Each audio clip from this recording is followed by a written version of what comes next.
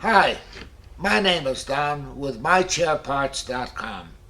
I want to talk to you for a couple of minutes on how to measure for a plastic bushing.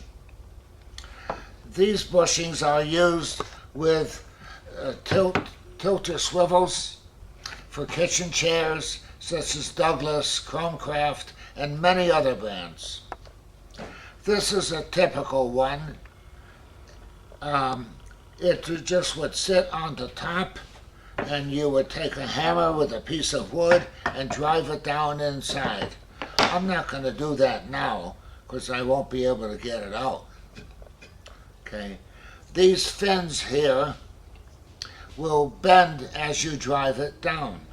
Sometimes it's a very tight fit and they don't want to bend too easily. In that case, you may find that if you throw these in a boiling pot of hot water for several minutes, you can put it in and pound it down a lot easier. This one has clips at the bottom, as well as this heavy-duty one. It also has clips, which means that when you lift it up out of here, like to service the casters or the chair for any particular reason, that the two don't separate. The clips fit into this little groove and it holds it there.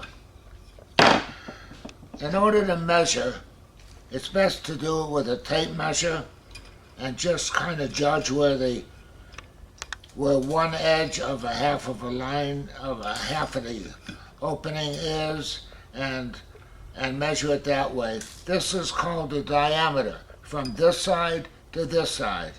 This particular one is a 2-inch diameter. We're not at all interested in what the measurement of the hole in the center is. That means nothing. We go strictly by the diameter, this side to this side. If you have any questions, give us a call, and thank you very much for watching this video.